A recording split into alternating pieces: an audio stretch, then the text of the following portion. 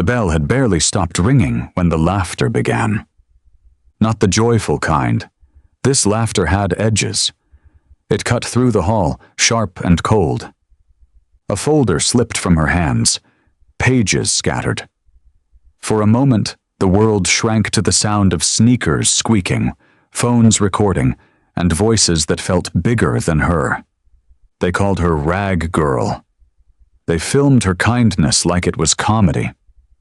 But what they didn't know was that the girl they mocked for wearing hand-me-downs was about to teach a billionaire what wealth really means.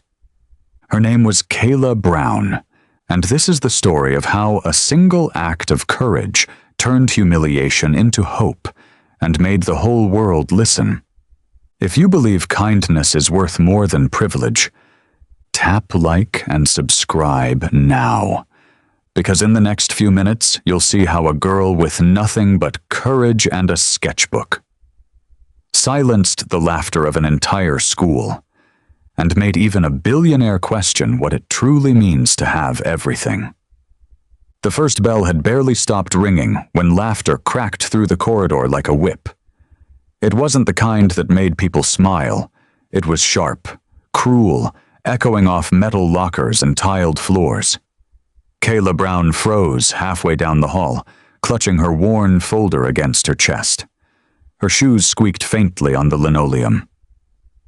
Ahead of her, Ethan Thompson, a quiet boy who walked with crutches, was bent over, trying to pick up the books that had slipped from his hands. Every attempt made the metal crutches rattle against the floor. "Hey," Kayla said softly, already moving forward. "Here, let me help you." Ethan shook his head, embarrassed. "You don't have to." "Yeah, I do," she replied, crouching down. "You'll be late." Before she could stand, a mocking voice rang out behind them. "Well, isn't that adorable?" Madison Carter, tall and blonde with a perfect smile and a phone glued to her hand, leaned against a locker, recording. "Look, everyone. Princess Charity's saving her little knight." Laughter burst from her friends. Jake, the football player, and Chloe, always right behind Madison like her shadow. "Hey, Kayla," Jake called out. "Maybe he'll pay you in coins." "You still use those, right?" More laughter. Kayla's fingers trembled around Ethan's books. Someone else shouted, "Smile for the camera, Rag Girl." Madison zoomed in. "Where'd you get that hoodie?" Lost and found? The words hit like stones. Kayla knew her clothes weren't new.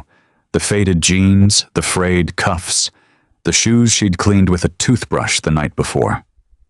Her mom worked 2 jobs. New clothes weren't exactly a priority. But hearing it out loud, in front of everyone, made her stomach twist. She glanced up. Madison's phone lens stared back like an unblinking eye. "Let's go," Kayla murmured to Ethan, standing up. Madison stepped in their way, blocking the hall. No, don't leave yet. We're filming our charity documentary." She gave a fake smile. "Tell us, Kayla, how does it feel to be less fortunate?" Jake snorted. Chloe giggled. Ethan looked ready to cry. Kayla swallowed hard. "Stop it." "Or what?" Madison tilted her head. "You'll pray for us?" The laughter exploded again, echoing so loud that a teacher down the hall turned briefly, then looked away. Kayla felt the heat in her chest rising. But then she saw Ethan's face, pale, humiliated, staring at the ground. That was what made her move. "Leave him alone," she said firmly. The hallway quieted for a heartbeat. Madison blinked, caught off guard. "Excuse me?" Kayla's voice didn't shake this time.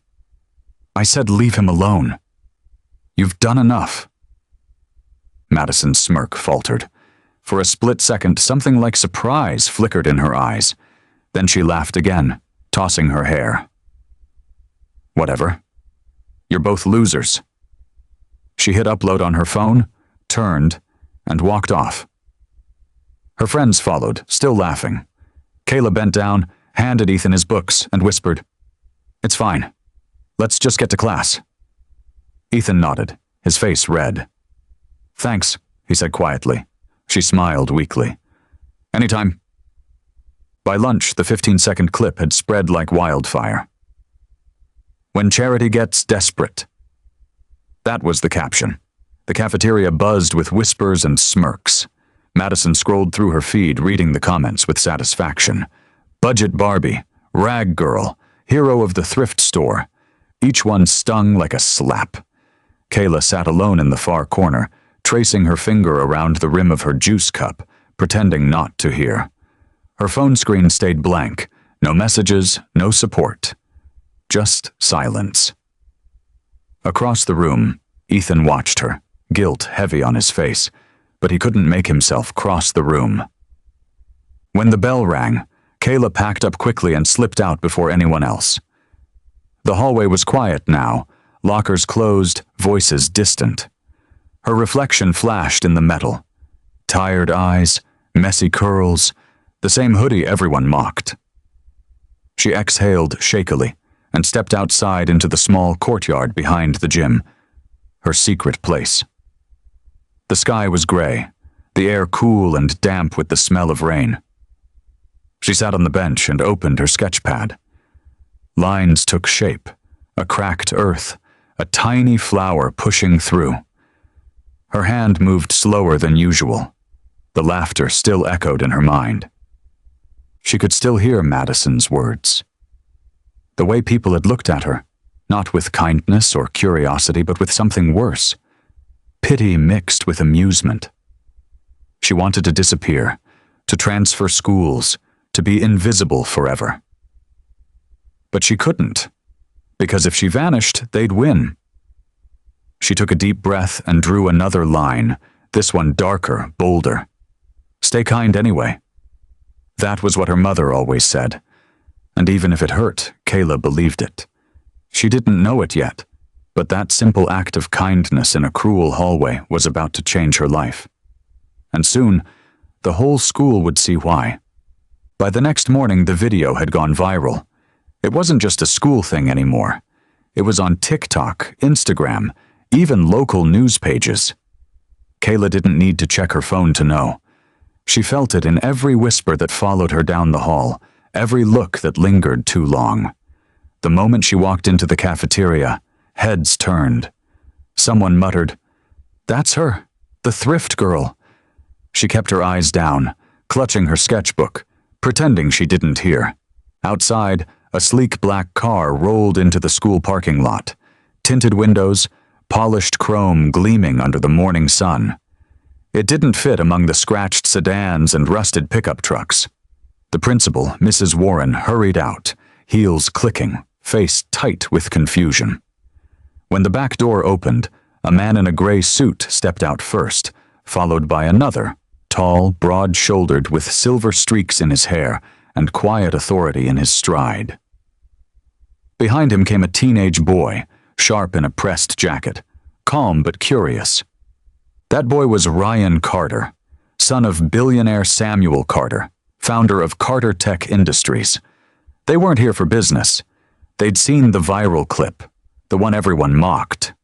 But what others saw as a joke, Samuel saw as something else. Character. "Find her," he'd told his team that morning. "I want to meet that girl." Kayla sat in English class, doodling in the corner of her notebook, when the door opened. "Kayla Brown," Mrs. Warren said, her tone oddly formal. "Please come with me." Every head turned. A few whispers followed. What did she do now? Kayla's heart raced. She rose quietly, following the principal down the long hall. When they reached the office, her breath caught. Through the glass, she saw them, the man from the car and the boy beside him. "Kayla," Mrs. Warren said, "this is Mr. Samuel Carter and his son, Ryan." Kayla blinked, startled. "Carter Tech? The Carter Tech?" Samuel smiled gently. "Thank you for coming. I saw a video online. You standing up for a classmate when others laughed." That took courage. Kayla looked down. It wasn't much. I just did what anyone should. That's exactly what most people don't do, Ryan said quietly. His voice carried warmth that disarmed her. Samuel nodded. I'd like to speak at your school assembly. I believe your classmates have something to learn from this. Mrs. Warren's eyes went wide. Of course, sir. Absolutely good, Samuel said. Kayla, I'd appreciate if you could attend, too. Me, she whispered. Why? You'll see. Word spread like wildfire. A billionaire's in the building. Students whispered through the halls, some claiming he'd come to donate, others saying someone was in big trouble. Madison Carter, queen of the hallway and the one behind the viral post, laughed it off. Please. He's probably here for PR, but her voice shook a little. When the intercom called everyone to the auditorium, the buzz turned electric. Phones came out. Rumors flew. On stage stood Samuel, Ryan, and the principal. Mrs. Warren spoke first. Students, we have a special guest today, Mr. Samuel Carter. The room hushed. Samuel stepped forward, voice steady and commanding. Yesterday I saw a video, he began. A video that showed cruelty, laughter at someone's pain. Madison's confidence cracked. But it also showed something else. Bravery. Compassion, the kind that costs something. He paused, scanning the crowd until his gaze landed on Kayla, sitting in the back row, frozen. That young woman is here today, he said. Her name is Kayla Brown. The crowd turned. Kayla's breath hitched. Stand up, please. She did, trembling slightly as hundreds of eyes locked on her. Samuel's tone softened. People laughed at her yesterday, but today I call her something else. My hero. Gasps rippled through the room. Madison's jaw fell open. Ryan smiled proudly, his eyes meeting Kayla's from across the stage. Samuel continued, Courage isn't about money or fame. It's about heart. This young lady showed more strength in 15 seconds than many do in a lifetime. The applause started small, hesitant, then grew until it filled the auditorium. Kayla stood there, stunned. The same students who mocked her yesterday now clapped for her. Even Ethan from the front row beamed proudly. Samuel extended his hand. Keep standing tall, Miss Brown. The world needs more people like you. For a moment, Kayla forgot the pain, the whispers, the shame. All she felt was warmth and the quiet realization that kindness had finally spoken louder than cruelty. The applause still echoed long after the assembly ended. For a moment, Kayla stood frozen as students filed past, some smiling awkwardly, others too stunned to meet her eyes. She had gone from invisible to unforgettable in a single morning. Madison slipped out quickly, head down, her phone clutched tight. No one was laughing anymore. Kayla's hands trembled as she gathered her bag, not from fear this time, from disbelief. Outside, the autumn air felt sharper, cleaner. Students whispered as she passed. That's her. The billionaire called her a hero. He shook her hand. She tried not to listen, but her cheeks burned. Ryan and his father stood near the car waiting. Samuel smiled warmly when he saw her. You handled that well, Miss Brown. Thank you, sir, she managed, still dazed. I didn't know what to say up there. Sometimes silence says enough, he replied. The world saw who you really are today. Ryan stepped forward, hands in his pockets. You really didn't have to stand up for that kid. Most people wouldn't. Kayla looked at him, unsure if it was a compliment or a question.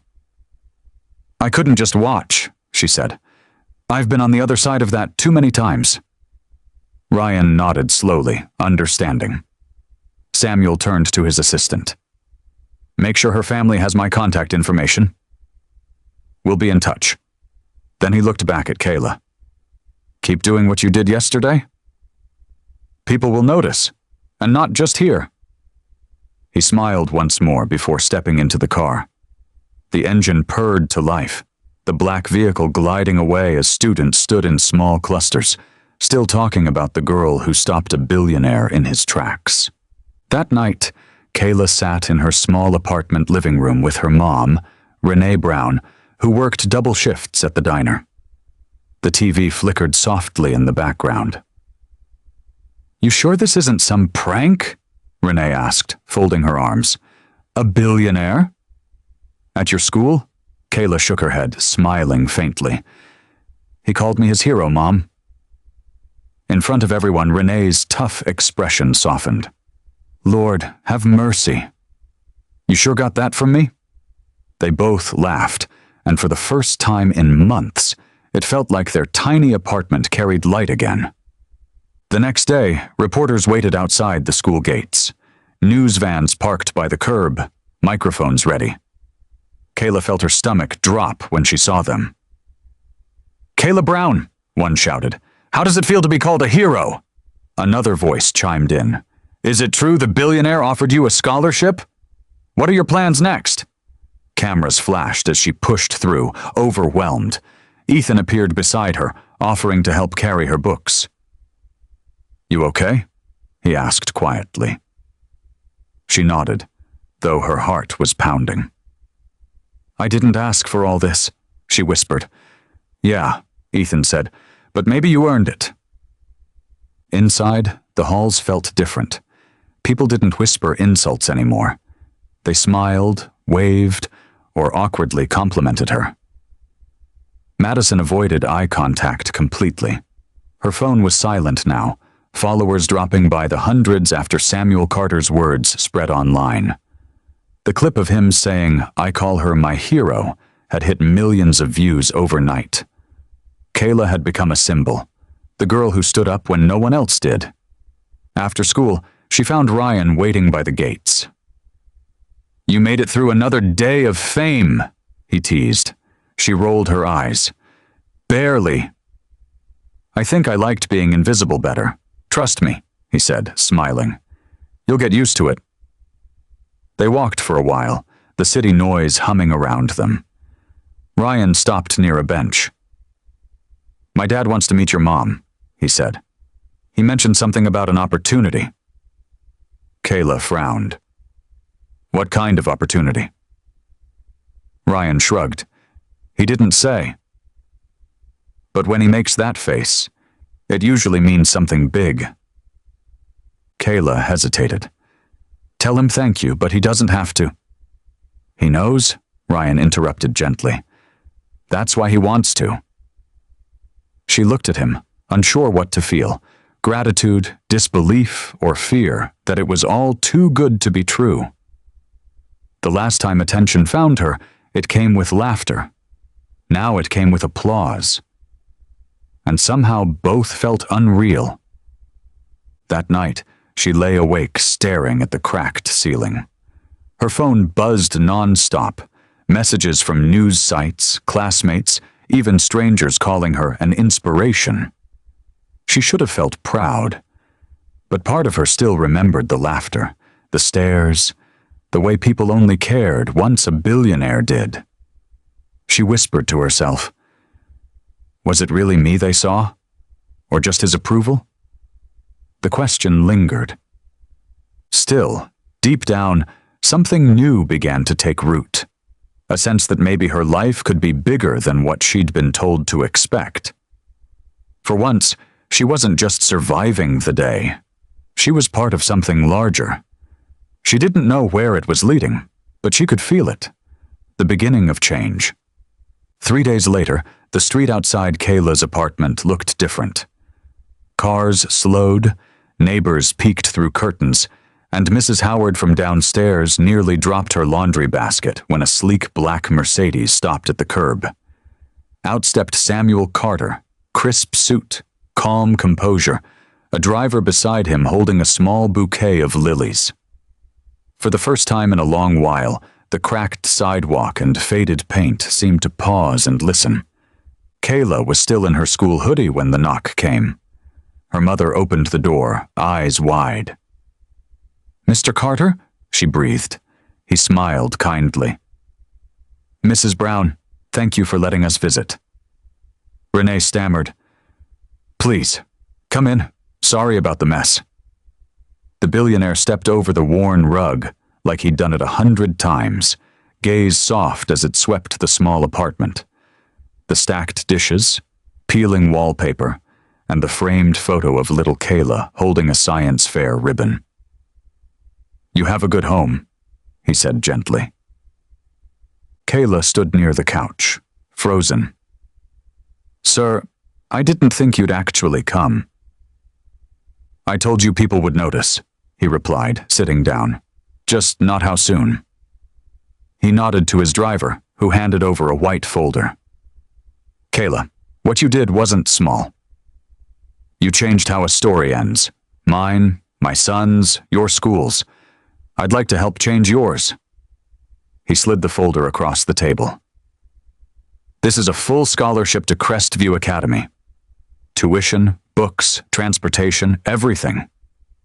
Kayla blinked, unable to speak. Her mother gasped. "Crestview?" she whispered. "That's where senators' kids go." Samuel nodded. "Education should never depend on zip code. You've already proven you belong anywhere you walk in." Silence filled the room, broken only by the hum of the fridge. Kayla finally whispered, "Why me?" Samuel looked at her thoughtfully. "Because you reminded me why I started all this. To make life fairer for people who do the right thing even when it costs them." Renee covered her mouth, fighting tears. "Sir, I don't even know what to say." "You already did," he smiled. "You raised her to care about people." He stood, buttoning his jacket. "Crestview isn't easy. They'll test you, in class and out of it. But stay the same girl who stood up when no one else would. That's your power." He nodded goodbye and left. The door clicked shut. Kayla stared at the folder, hands trembling. "Mom, is this real?" Renee laughed softly through tears. "Baby, I think it is." The next morning, the story hit every news feed. Billionaire sponsors teen who defended disabled boy. Photos of Samuel leaving their building went viral. At school, whispers followed her through the halls. The same students who once mocked her now stared in stunned silence. Madison arrived late, hiding behind sunglasses while phones recorded from every corner. For once, Kayla didn't hide. She lifted her chin and walked straight to class. During homeroom, their teacher played a news clip on the projector. This young woman showed courage that inspired a nation. The class watched as her name scrolled across the screen. Kayla sank in her seat, cheeks burning. Ethan leaned over. "Guess the internet finally found something good to trend." She smirked. "I didn't do it for that." He shrugged. "That's why it matters." At lunch, Madison approached her, hesitant. "Kayla, I didn't mean for things to go that far." Kayla looked up from her tray. "But you posted it anyway." Madison's shoulders dropped. "I thought if people laughed at you, they wouldn't laugh at me." Kayla sighed. "You can't heal by hurting someone else." Madison nodded faintly and walked away. The cafeteria stayed quiet. No one cheered, no one filmed. That evening, Samuel called. "You handled yourself well today," he said. "You didn't gloat or hide." Kayla smiled faintly. "I'm just trying to keep up." "That's how growth feels," he replied. "Uncomfortable but right. Pack your things. Orientation at Crestview starts next week." After the call, Kayla stepped onto the balcony. The city lights blinked below. The same streets she once thought trapped her now opening like a path. For the first time, she believed she could walk it. The gates of Crestview Academy gleamed beneath the morning sun, tall and gold-tipped, like something out of a movie. Luxury cars lined the circular driveway, students in pressed uniforms stepping out with the ease of those who had never known struggle. Kayla stood beside her mother's old sedan, clutching her worn backpack. Her scholarship letter poked out of the pocket like a ticket to another world. Renee squeezed her hand. "You belong here, baby," she said. Kayla nodded, though her stomach twisted in knots. Inside the main hall, chandeliers sparkled above marble floors. Everything smelled like lemon polish and confidence. The headmistress, a tall woman in a navy suit, greeted her at the door. "Kayla Brown, we're honored to have you." Her tone was polite but distant, like someone addressing a guest who might not stay long. Kayla thanked her and followed the tour group through corridors lined with portraits of past graduates, every face framed in gold, not one that looked like hers. In her first class, whispers started before she even sat down. "That's the girl from the news," someone murmured. "The Billionaire's charity case." Kayla opened her notebook, pretending not to hear. The teacher, Mr. Leland, cleared his throat. "Miss Brown, since you're new, why don't you introduce yourself?" She stood. "I'm Kayla. I transferred from Roosevelt High." A few chuckles rippled across the room. One boy muttered, "Bet she's here on a sympathy grant." Kayla met his eyes briefly, but said nothing. She sat down quietly, focusing on her notes. By lunch, the isolation had settled in. The dining hall buzzed with laughter, but no one invited her over. She found an empty table near the corner, tray untouched. A shadow fell across her table. A familiar one. Ryan Carter stood there, hands in his pockets, the same shy smile as before. "You didn't think I'd let you sit alone, did you?" he said. The room fell silent. A billionaire's son sitting with the new girl? That wasn't normal. He sat down, unbothered, and grabbed a carton of milk. "So, Crestview's a trip, huh?" She smirked. "Feels more like a museum." He laughed softly. "Yeah, one with too many rules." Other students stared as Ryan and Kayla talked like old friends. For the first time that day, her shoulders relaxed. He told her about the robotics club, the pressure of living up to his father's name, and how strange it felt to be known for money he didn't earn. "You think you're the only one people judge?" he said. "They just do it differently here." She nodded slowly. Maybe they weren't as different as she thought. That afternoon, a group of students blocked her path outside the library. "Hey, scholarship girl," one sneered. "Tell us how it feels to be Crestview's charity mascot." Kayla's grip tightened on her books. "It feels like I earned my place," she said evenly. Another boy stepped forward. "Oh yeah? You think being a viral video makes you better than us?" She looked each of them in the eye. "No, but I think standing up for what's right makes me equal." The group went quiet. Ryan appeared behind them, voice firm. "You done?" The bullies stepped back and left without another word. Kayla let out a shaky breath. "Thanks," she murmured, "for having my back." Ryan grinned. "You had mine first." Weeks passed, and slowly the whispers faded. Kayla joined the robotics club, surprising everyone with her ideas. When they built a prototype that impressed even the judges, Mr. Leland called her the team's backbone. The same students who once mocked her now asked for help on assignments. And when she walked through the halls, heads no longer turned in ridicule. They turned in respect. One afternoon, Samuel Carter visited campus for a board meeting. As he crossed the courtyard, he spotted Kayla helping a younger student fix a broken drone. She looked up, smiling. "You kept your promise," he said. "You stayed yourself." Kayla wiped her hands on her sleeve. "I figured that's what got me here." He chuckled. "It's also what's going to take you further." That evening, after everyone left, Kayla sat alone beneath the giant oak tree near the gates. The city lights twinkled beyond the hill, distant but familiar. She thought of where she started, the laughter, the tears, the long nights wondering if kindness even mattered. Now she knew it did. It changed her life, and in some way, others too. Her phone buzzed, a message from her mother. "Proud of you, baby. Always have been."